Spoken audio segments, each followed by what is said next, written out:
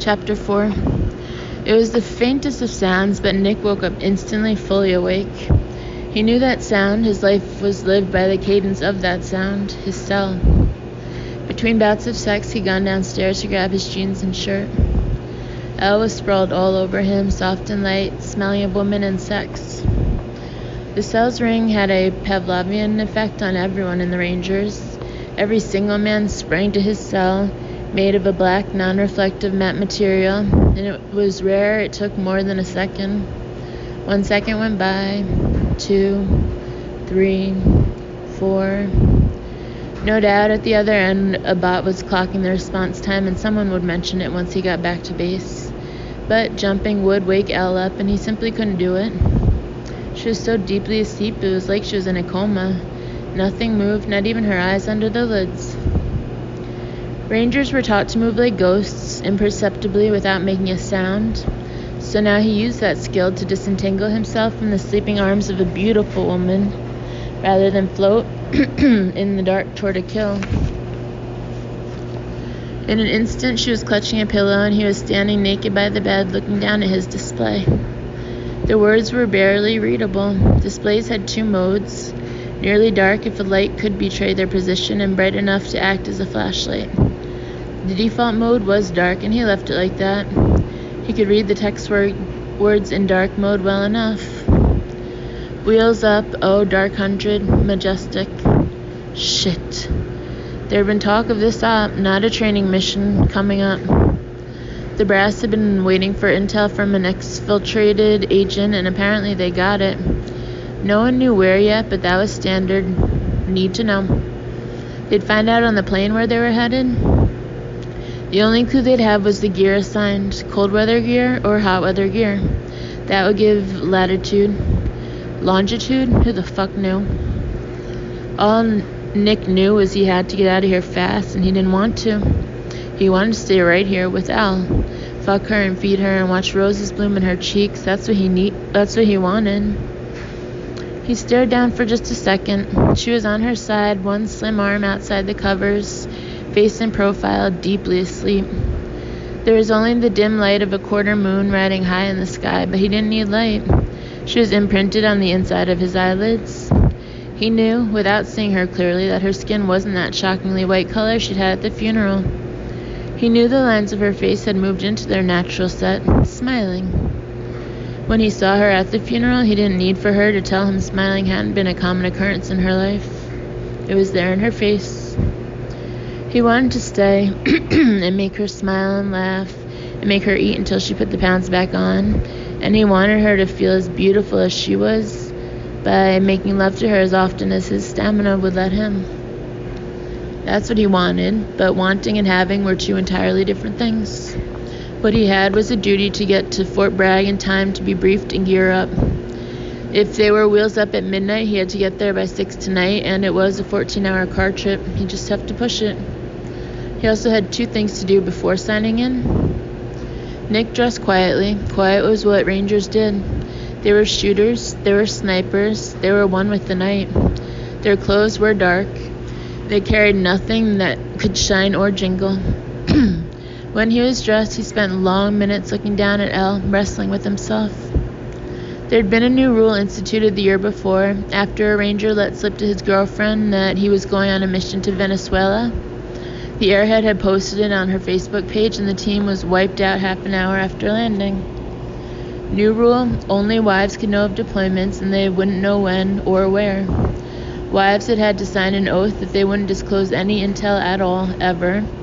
Girlfriends had to be kept absolutely in the dark. Giving girlfriends intel wasn't just a felony, it was a felony subject to court-martial. So what Nick was contemplating was something very, very serious, and he had to reason it through.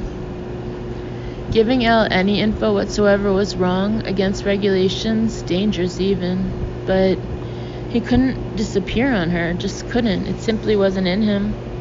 She cared for him deeply, even after he disappeared on her and left her alone with a sick father. Every inch of her skin, her mouth, her sex, they told him she cared. No one else cared for him, not in the whole wide world. He was respected in the military, but he had no close friends, and God knows he didn't have any girlfriends who cared. Just fuck buddies. You forgot him the second he walked out the door. He couldn't leave her without a word, but leaving her word would get him court-martialed. The battle inside him was fierce but brief. Army versus L. L won. He took an envelope he found on top of her dresser and wrote, "Pixie, be back as soon as I can," on the back, and placed it on the pillow next to her, fully aware that he was committing a felony. Downstairs, he stopped by the judge's desk in his study and memorized her bank account number and the undertaker's phone number. He could do the rest on the road. His last mission had lasted 4 days. With any luck at all, this one would be short too. Rangers weren't the ones they sent in to get intel. They were the ones sent in to shoot the hell out of a place and get out fast. They always got a couple days downtime on return from an op, so he'd come back here. Then he and Elle would talk. Work something out, though he had no idea what.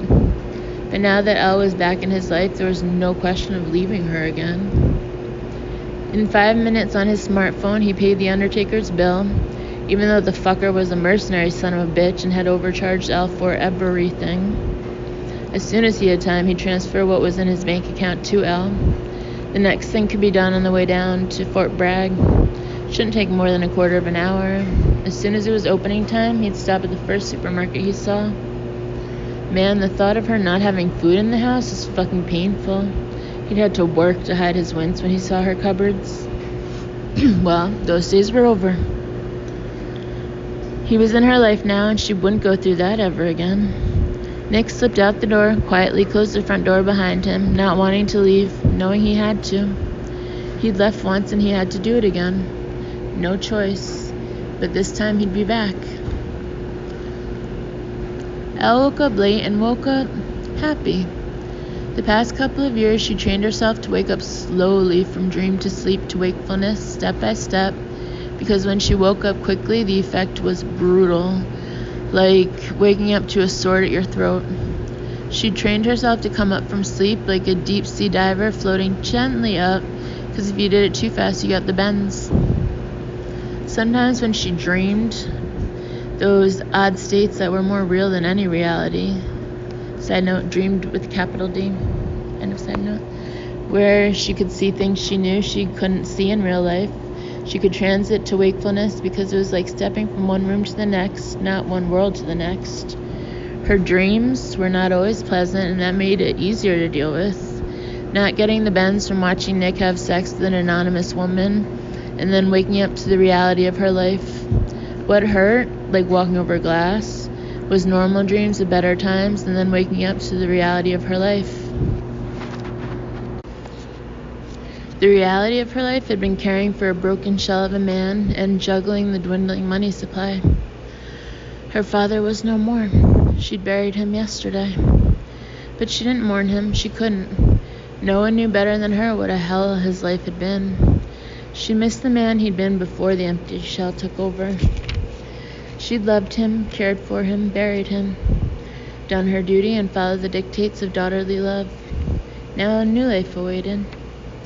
She opened her eyes, stared at the ceiling, noticed for the first time that the watermark left by a broken pipe looked like a butterfly. A deformed butterfly by Picasso in his Cubist period. She'd skimped on food and heat to repair those busted pipes, and now there was a crazed butterfly in her ceiling. She smiled. Still smiling, she closed her eyes so she could concentrate better as she took stock of herself. Wow. She and Nick had made love until past midnight. She'd gone from 0 to hero, from no sex to more sex than any woman could possibly handle. She stretched and felt aches and pains, particularly between her thighs and the muscles of her core, but elsewhere too. Her mouth felt slightly swollen from his kisses. Her breasts still seemed to feel his mouth. The insides of her thighs were stretched from being held open for so long and slightly abraded from his hairy thighs, moving between hers. She felt imprinted with Nick. She could smell him on her, feel him on her. If her body had been a crime scene, they'd find his DNA all over her. Luckily, her body wasn't the scene of a crime, but of an unimaginable pleasure. Last night had been a sort of reboot from an existence of gritted teeth and iron duty. She'd shifted over into a life of hedonism, of pure pleasure. Food had tasted wonderful instead of like glue.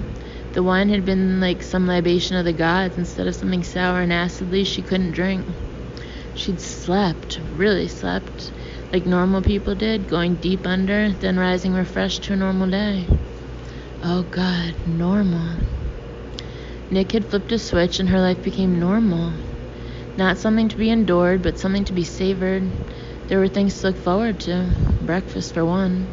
She couldn't remember the last time she hadn't woken up with her stomach in a knot. Now her stomach was this open and friendly organ, making smiling "me too" noises. Rolling its eyes toward the kitchen downstairs because, really, she hadn't eaten since last night and it was time to eat. She opened her arms and legs like a child making a snow angel. Nick wasn't there, and since she didn't encounter any warmth, he'd been up for some time. If he was trying to cook breakfast, good luck. She had enough coffee for this meeting. For this morning. A little milk if it hadn't spoiled, and an apple. Well, they could go into town and have breakfast at Jenny's, and she could thank Jenny for last night's feast. Killed 2 birds with 1 stone. Except for caring for her father, all the old problems remained, the ones that had seemed as insurmountable as the Himalayas. There was a mortgage on the house that would take her 20 years to pay off. Joshua Bent, the owner of Bent Mortuary Services, had told her he'd hold off on sending her the bill for a month and that he'd give her a 10% discount and stagger the payments over a year. But with all that, an $8,000 bill was on its way to her. But Nick was back, and she felt hopeful for the first time in a long time. She was drowning in debt, but it was only money. She was young and she could work. She had her health. She was smart and good with computers. She'd manage. And Nick was back. She could face anything right now, even a bare kitchen, because Nick was back. She threw back the covers and shot into the shower, remembering how the last time they'd made love had been in the steamy confines of the shower cabin. Hot, heated sex under hot water. Oh man, she was going to forge a good and sexy memory with Nick in every room in the house to replace the sad ones. It was cold in the house, unfortunately. She felt it academically because she was molten hot herself, though it was freezing. She didn't even choose a heavy sweater because, well, Nick downstairs would certainly see to keeping her warm today. She hugged herself briefly, glad he wasn't seeing this excess of childish enthusiasm, because she was totally incapable of suppressing it. She nearly flew down the stairs, expecting to find him rooting around uselessly in the kitchen, ready to suggest going out for breakfast and food shopping and a walk around town, and maybe even a movie in the afternoon. She hadn't been to the movies in forever. The movies, walks in the park, fabulous sex, all those things were in her future. Yes, they were. She wasn't so relentlessly alone anymore. She was part of a couple. One by one, her girlfriends had fallen away. It seemed like getting a boyfriend in high school entailed ditching your friends. And then, of course, all her high school friends went off to college and were lost forever. Well, every single bit of it, including college eventually, was now open to her. She wasn't alone any longer, and the world was full of people to befriend, and movies to see, and things to do, and places to go. She was poor, but she was young and strong, and above all, she wasn't alone anymore. Nick was with her. She hugged herself again and went into the kitchen to say good morning to Nick. Only Nick wasn't there. He wasn't in the kitchen, and he wasn't in the living room. He wasn't anywhere in the house. That huge anticipatory feeling, like a balloon in her heart, deflated.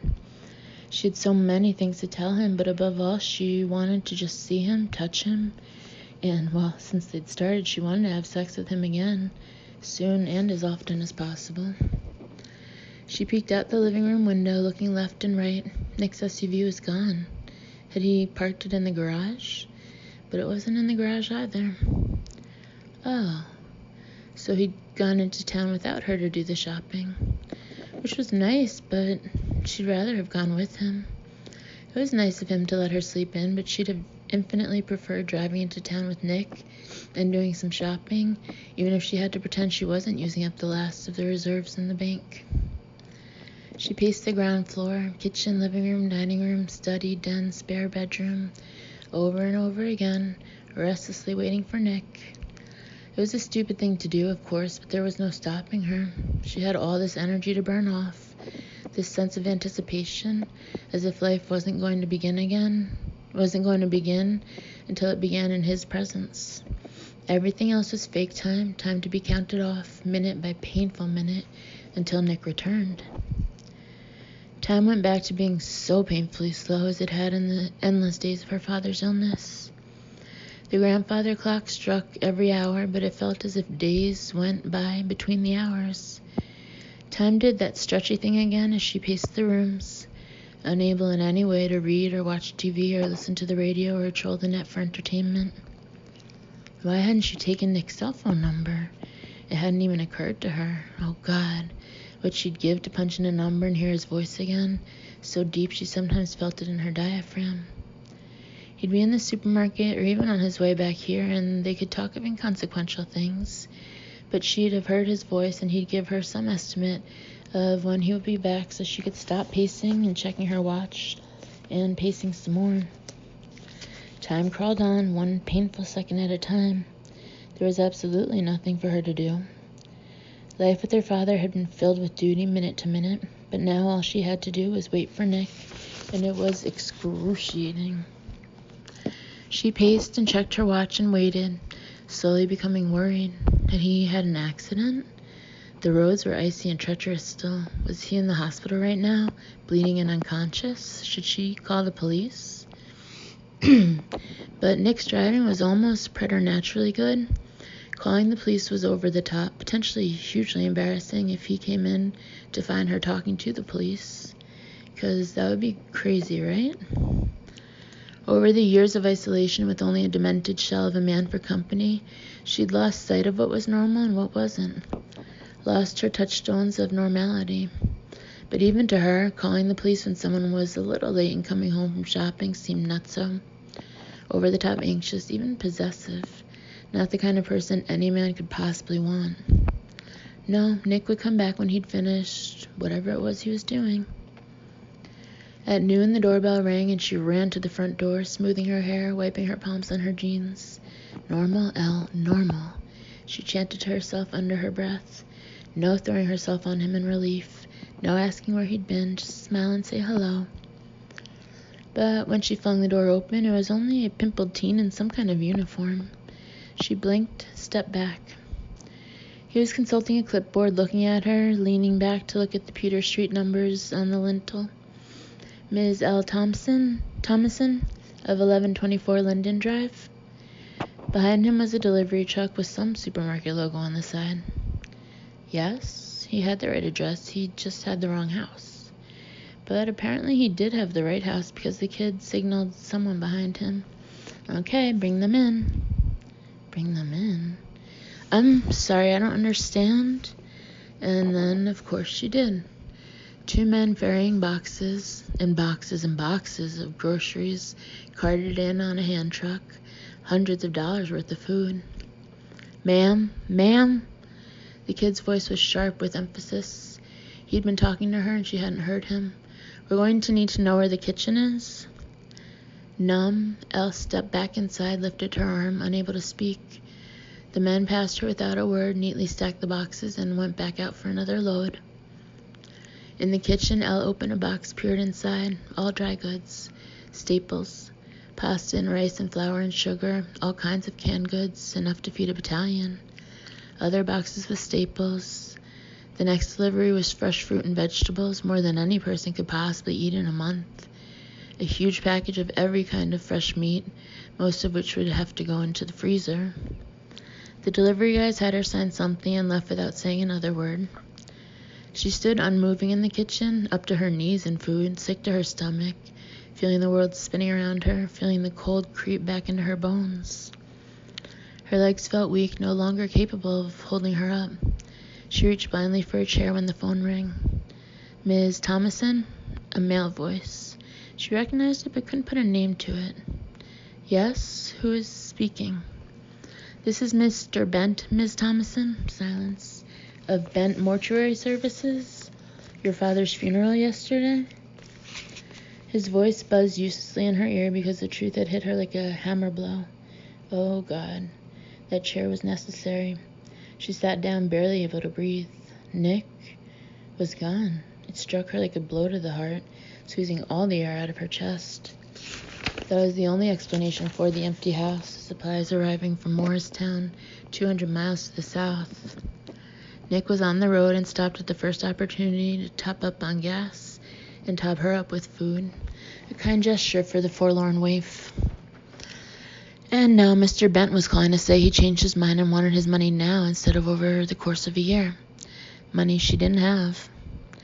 It was hard to even think about that through the pain of Nick's departure. Money. How could she think about money with Nick gone? She could barely focus. Mr. Bent's tinny voice was faint, sounding as if he were calling from the dark side of the moon. No, wait. She was on the dark side of the moon, on some cold, airless rock spinning in space. His voice buzzed in her ear again. She couldn't understand the words, but she had to say something. Yes, Mr. Bent, I'm sorry, I didn't hear what you said. What can I do for you? Oh, God, she was so intent on not shaking apart, there was no room left to consider her words. What can I do for you? Well, that was a stupid thing to say when the answer was obvious. Pay your bill. He spoke again, words that made absolutely no sense. What? I said, and now Elle could hear the forced patience. He was repeating something for the third time. I said, Ms. Thomason, that full payment wasn't necessary, though I do thank you. We had agreed that you could stagger your payments. What? Her head was ringing. Nothing made sense. Are you all right, Miss Thomason? No. Yes, of course. I just don't know what you're talking about. A long sigh. Your bill has been settled in full, and I wanted to thank you because we had made an arrangement to stagger your payments over a year. She sat up straight, the words having finally penetrated. The bill has been paid in full? Who paid that bill, Mr. Bent? He made a startled noise. When he spoke, his voice was slow and careful. You did, Miss Thomason, or rather, the sound of computer keys clacking. A certain Mr. Ross paid on your behalf, a Mr. Nick Ross. The cordless handheld slipped from her fingers, clattered to the floor. Mr. Bent's voice rose like a ghost's, calling her name. Elle wrapped her arms around her midriff, trying to contain the pain inside, waiting to spill out. It felt exactly as if someone had punched a huge hole in her, ripping out her heart. She rocked, trying to dissipate the pain. Of course Nick had paid. He'd come back briefly, found her looking like an abandoned stray, bereft of everything, thrown her a mercy fuck, got groceries in the house and settled her bill. Then left, of course. Why would he stay? At some point, Mr. Bent must have hung up because the handset on the floor stopped squawking. At some point, the sun moved across the sky. At some point, she stopped shaking. At some point, she recognized deep, deep in her bones, not just in her head, that Nick was never coming back. As the light was fading from the sky, it started snowing and the temperature in the house dropped, became colder yet. When her fingers and toes started hurting, she got up stiffly, muscles and bones aching. She moved slowly as if someone had beat her and she was nursing injuries. Someone had beat her, of course. Nick. It would have hurt much less if he'd actually taken a baseball bat to her, because broken bones knit eventually. Broken hearts, not so much. An animal instinct told her she'd been grievously wounded. Something deep inside her had been broken. She shuffled slowly through the house, touching things Nick had touched. There was no energy in her to put the massive quantities of food away. Just seeing all that food made her nauseous. She could barely bring herself to look at it. She shuffled out of the kitchen, closing the door behind her. One by one, she closed every door of the house, all the downstairs rooms, pulling the doors gently closed, hardly realizing what she was doing, knowing only that the house should feel the way she did, empty and closed. Somehow it had become dark. She didn't have the energy to turn on the lights. The darkness somehow fit. She stopped at the bottom of the stairs, looking up. The stairs seemed interminable, like they went all the way up to heaven, though of course there was no heaven, just a second floor in her bedroom. The stairs seemed impossible to climb, though she managed it slowly, step by step.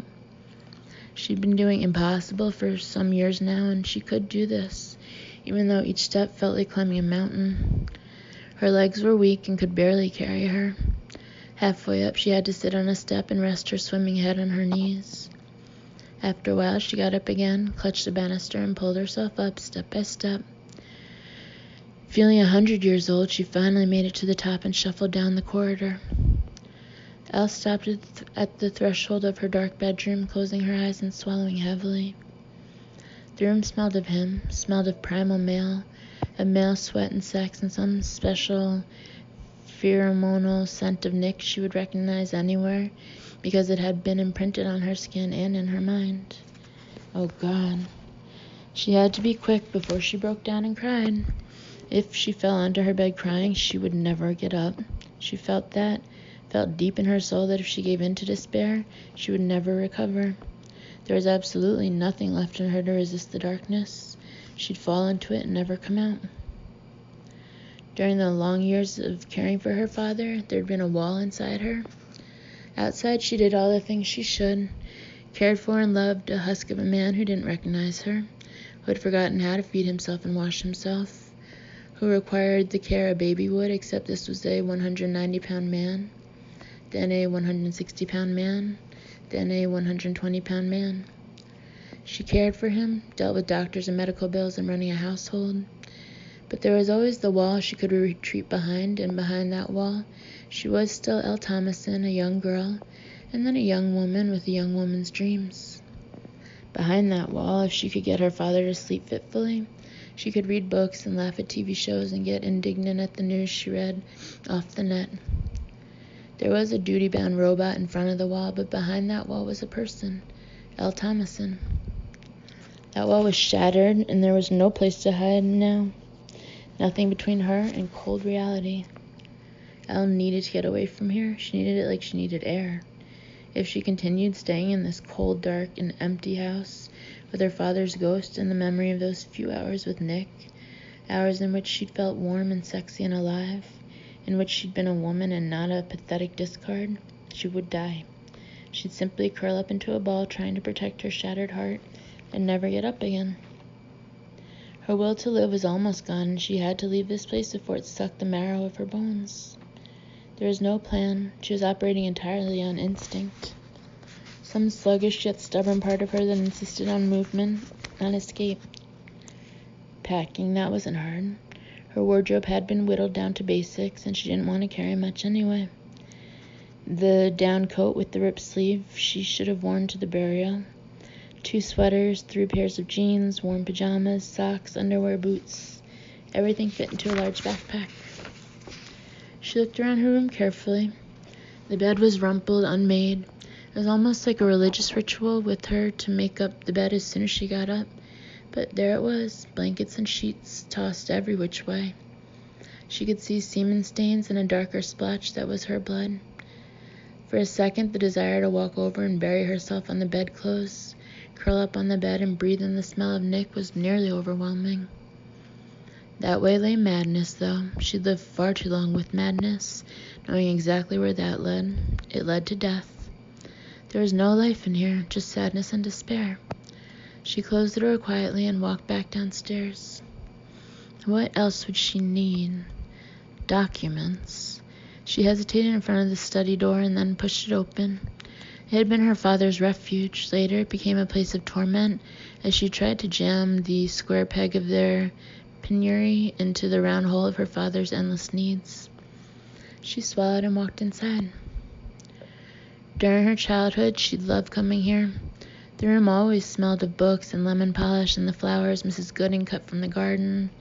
Now it smelled of mildew and dust. She checked for the 1,000th time their bank account. There was only a couple $100 in the account, free and clear now that the funeral was paid for. And there was the mortgage. 3 years ago, she'd had to get a mortgage on the house as her father's medical needs ballooned. The bank director, whose son Daddy had helped keep out of trouble with some minor drug dealing charges, had been very difficult to deal with. She'd gotten the mortgage at ruinous terms and was deep underwater. The mortgage was worth much more than the house. The house was falling down and needed new plumbing, a new roof, and a new boiler. I knew everything, really. Well, the bank could keep the house. She would simply walk away. Others had done it, and she would too. She needed some form of ID, but what? She'd never gotten her driver's license and had never been abroad, so she had no passport. Rooting through the drawer, she touched a small box and brought it out. Her mother's documents, her mother's passport, driver's license, and Kansas ID. All expired, but still. She looked exactly like her mother. Many people had commented on it. The driver's license photo was from when her mother was 35, and Elle studied the photo. Her mother had actually looked younger at 35 than she did at 20. Her mother had been a lawyer. As a professional, she kept her maiden name, Laura L. Connolly. It was doable. She could even keep her name. Say she used her middle name. That's who she would become. Her mother. She'd become Laura L. Connolly, known as Elle. The wind rattled the windows and she shivered. It felt like she'd been cold for years. Wherever she went, she wanted the sea and warmth, either Florida or California. There was a quarter on the desk and she held it in her fist until it warmed up. Heads, Florida, tails, California. She flipped it, watching it spin end over end until she caught it and opened her fist. Tails. California it was. 2 years ago, she'd taken down one of her father's favorite books, the first edition collection of Oscar Wilde's poems. Inside, she'd found 2 crisp new $100 bills. She'd kept them in the volume, vowing to use them only in the direst possible emergency. Well, that emergency was here. The money went into the backpack.